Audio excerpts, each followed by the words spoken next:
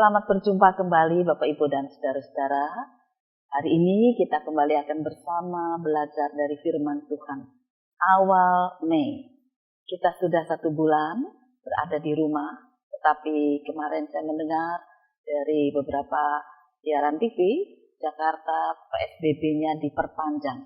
Dan itu berarti bukan cuma Jakarta yang mengalami masalah besar, tapi juga DKI dan sekitarnya, bahkan mungkin skala nasional juga akan mengalami kembali. Oleh karena itu marilah kita tetap belajar untuk taat dan mendengar firman Tuhan sebagai kekuatan kita.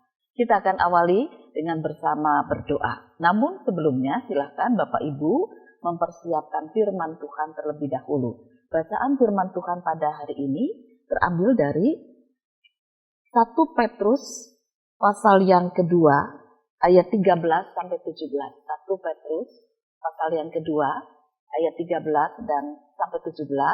Lalu dilanjutkan dengan kitab Keluaran pasal 3, ayat 16 sampai 22. Jadi ada 2 bacaan. Yang pertama 1 Petrus pasal 2, ayat 13 sampai 17. Lalu kitab Keluaran pasal 3, ayat 16 sampai dengan 22. Silakan dipersiapkan dan mari kita bersama-sama berdoa. Bapa di surga, sungguh kami mengalami masa-masa sulit yang belum berakhir. Tetapi kami tahu ketika kami berteriak, Engkau mendengar doa kami. Mendengar doa bangsa ini. Mendengar masyarakat seluruh dunia yang kembali mencari Engkau. Oleh karena itu biarlah teriakan kami sebagai manusia boleh Tuhan dengar dan Tuhan jawab. Apa yang harus kami lakukan di tengah kesulitan yang sedang terjadi.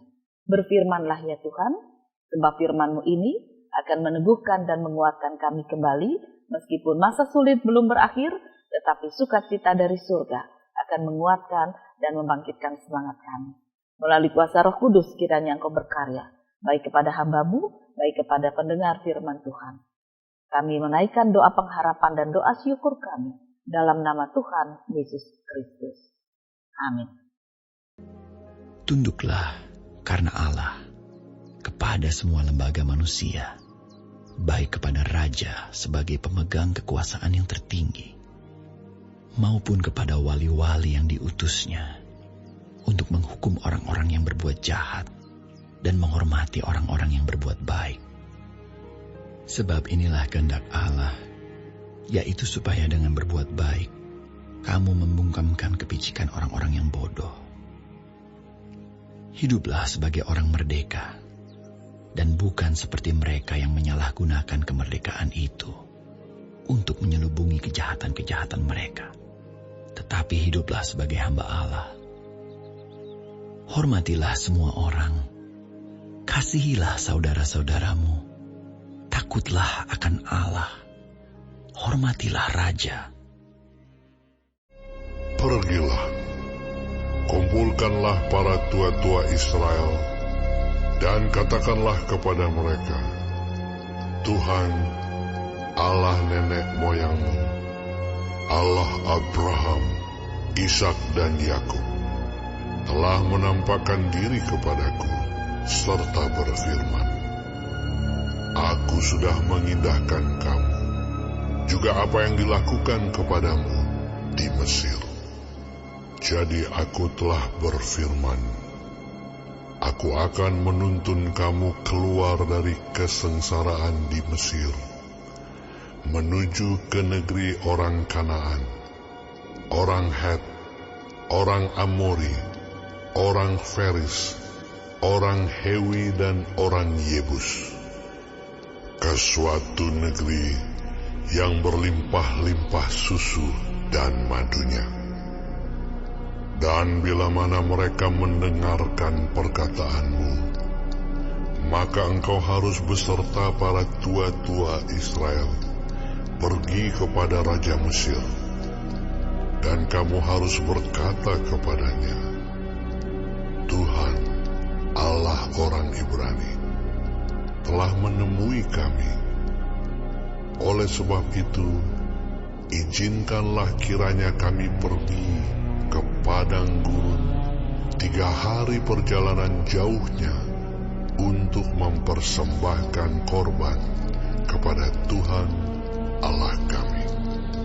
Tetapi aku tahu bahwa Raja Mesir tidak akan membiarkan kamu pergi, kecuali dipaksa oleh tangan yang kuat. Tetapi aku akan mengacungkan tanganku dan memukul Mesir dengan segala perbuatan yang ajaib yang akan kulakukan di tengah-tengahnya.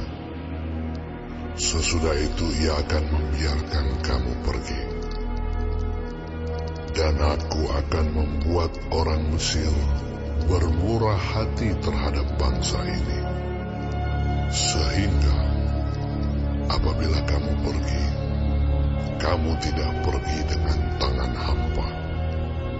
Tetapi tiap-tiap perempuan harus meminta dari tetangganya dan dari perempuan yang tinggal di rumahnya barang-barang perak dan emas dan kain-kain yang akan kamu kenakan kepada anak-anakmu lelaki dan perempuan.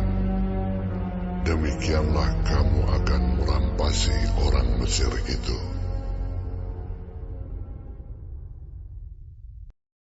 Bapak, Ibu, dan saudara-saudara, di dalam kitab Keluaran, Tuhan Allah berkata kepada para pemimpin orang Israel, "Bersiaplah, katakan kepada orang Israel supaya mereka mempersiapkan diri. Sebab aku sendiri yang akan menolong, memimpin umatku keluar dari tanah Mesir." Itu sebagai jawaban Tuhan atas doa dari orang Israel. Tuhan mengatakan, "Aku mengindahkan teriakan mereka. Aku mendengarkan dan aku menjawab, lalu aku bersikap." Nah, kemudian Bapak, Ibu, dan saudara-saudara, di dalam ayatnya yang ke-19 kita membaca, "Tetapi aku tahu bahwa Raja Mesir tidak akan membiarkan kamu pergi, kecuali dipaksa oleh tangan yang kuat." Jadi Tuhan mau mengatakan bahwa manusia itu kadang-kadang egonya luar biasa kuat sekali. Egonya lebih suka mengalahkan orang lain meskipun jumlahnya banyak, tetapi yang penting adalah dirinya terpuaskan. Oleh karena itu Tuhan berkata, "Aku yang akan mengalahkan." Kemudian ayatnya yang ke-21, "Aku akan membuat orang Mesir bermurah hati terhadap bangsa ini, sehingga apabila kamu pergi, kamu tidak pergi dengan tangan hampa. Tetapi tiap-tiap perempuan harus meminta dari tetangganya dan dari perempuan yang tinggal di rumahnya barang-barang emas, perak, dan kain-kain yang akan kamu kenakan kepada anakmu lelaki dan perempuan." Nah, di sini kita bisa membaca hal yang menarik. Di satu sisi, Tuhan mengatakan bahwa Raja Mesir itu akan menjadi orang yang keras hati. Tapi di sisi lain, masyarakatnya, orang Mesirnya dibuat bermurah hati. Ini hal yang bertentangan, tetapi terjadi. Bagaimana Tuhan bisa mengatur satu bangsa dengan kekuatan kuasanya? Dibiarkan Raja Mesir menjadi sangat ego, tetapi dibiarkan juga masyarakat Mesir bermurah hati. Mereka akan mengeluarkan emas dan peraknya, lalu dibekalkan kepada orang Israel yang akan meninggalkan tanah Mesir. Ini gak main-main. Orang Mesir itu gak suka sama orang Israel. Tetapi ketika mereka akan pergi, mereka justru membekali dengan emas dan perak yang harganya tentu sangat mahal. Padahal kita tahu dalam perjalanan panjang, emas perak itu tidak kepakai. Buat apa? Pakai dalam perjalanan di padang gurun, nyebrang laut Teberau, nggak ada gunanya. Tetapi dikatakan itu akan menjadi bekal untuk keturunanmu kelak. Jadi Tuhan itu menyiapkan untuk memasuki kehidupan yang baru dengan bekal yang cukup. Bukan cuma kepemimpinannya, tetapi harta pun disiapkan oleh Tuhan. Itu kita baca dari kitab Keluaran. Sementara dari surat 1 Petrus, di sana kita membaca bagaimana umat Tuhan diajak untuk taat kepada pemerintah sebagai wakil Tuhan yang melakukan tugasnya supaya masyarakat hidup di dalam ketentraman, aman, dan damai. Nah, dua bagian ini mau kita coba satukan. Bapak, Ibu, dan saudara-saudara, kalau kita belajar dari 1 Petrus, yang diminta oleh firman Tuhan di sana adalah taat pada pemerintah. Nah, pemerintah kita sekarang mintanya apa? Pemerintah kita mintanya sekarang adalah tinggalan di rumah. Nah, apakah itu merupakan jawaban Tuhan? Saya kira itu jawaban Tuhan. Tuhan tidak berbicara seperti ketika orang Israel dulu dikeluarkan dari tanah Mesir. Tetapi Tuhan berbicara melalui kepandaian, melalui berbagai macam cara. Antara lain ketika pemerintah dipakai oleh Tuhan untuk mengeluarkan satu pendapat, satu aturan yang harus ditaati oleh masyarakat, termasuk gerejanya, termasuk orang Kristen. Jangan kita mengatakan, saya punya Tuhan, gak mungkin ketularan sakit. Aduh, itu namanya mencobai Tuhan. Tetapi ketika kita mencoba untuk mendengarkan suara Tuhan yang mengatakan melalui pemerintah, tinggallah di rumah. Tujuannya apa? Kita semua tahu bahwa virus itu suka kepada manusia. Nah, ketika tidak ada orang yang berkeliaran di berbagai tempat, tetapi masing-masing tinggal di tengah keluarganya dengan rumah yang bersih, yang tertutup rapi, maka si virus itu tidak bisa ketemu manusia. Dan ketika tidak bisa ketemu manusia, dia akan mati. Dan ketika mati, maka pandemi ini akan berakhir. Dan itulah jawaban Tuhan. Bahwa Tuhan itu mendengar, Tuhan menjawab, Tuhan bertindak. Tetapi tinggal manusianya nurut atau tidak. Nah, orang Israel juga sama. Ketika Tuhan Allah berkata, persiapkanlah bangsamu untuk pergi. Sekarang minta dari tetangga, emas dan perak. Nurut apa enggak? Kalau enggak nurut, takut. Minta kok sama orang Mesir, enggak berani. Ya, dia akan pergi dengan tangan hampa. Tetapi ketika dia taat, dia mendengar perintah Tuhan, mintalah. Sebab Tuhan sudah bekerja, membuat hati orang Mesir itu bermurah hati. Memberikan kain-kain yang bagus, memberikan emas dan peraknya sebagai bekal untuk mereka dalam perjalanan. Kalau ditaati, mungkin dengan rasa was-was, rasa takut, tapi akhirnya mereka kan punya kekuatan, punya modal, punya harta untuk pergi dari tanah Mesir. Nah, oleh karena itu ketaatan ini dibutuhkan sekarang. Kita tidak diminta untuk bekerja berat saat ini. Kita diminta untuk tinggal di rumah. Untuk mendengarkan suara Tuhan yang menjawab bahwa kalau kita lebih banyak tinggal di rumah, sedikit keluar, maka virus itu segera mati. Kalau virus itu segera mati berarti pandemi ini berakhir dan kita kembali bisa hidup di dalam kebebasan, di dalam bekerja, di dalam sukacita. Tetapi kalau kita ego, seperti hati Raja Mesir, kita takut bahwa kita nanti tidak bisa makan, kita tidak bisa bekerja, pabrikku nanti tidak jalan, ruginya berapa, itu ego, ketakutan bahwa Tuhan tidak akan memelihara. Padahal dikatakan oleh firman Tuhan, sebelum mereka keluar, Tuhan sudah menyiapkan. Bermurah hati orang Mesir dari musuh dikasih bekal. Artinya Tuhan mampu memberikan harta lewat cara apapun. Mampu memelihara umatnya. Dan ketika kita berupaya dengan sungguh-sungguh taat, diam. Seperti yang dikatakan pemerintah, taat pada pemerintah sebagai wakil Tuhan. Nah, Tuhan akan membuka jalan baru untuk rezeki kita.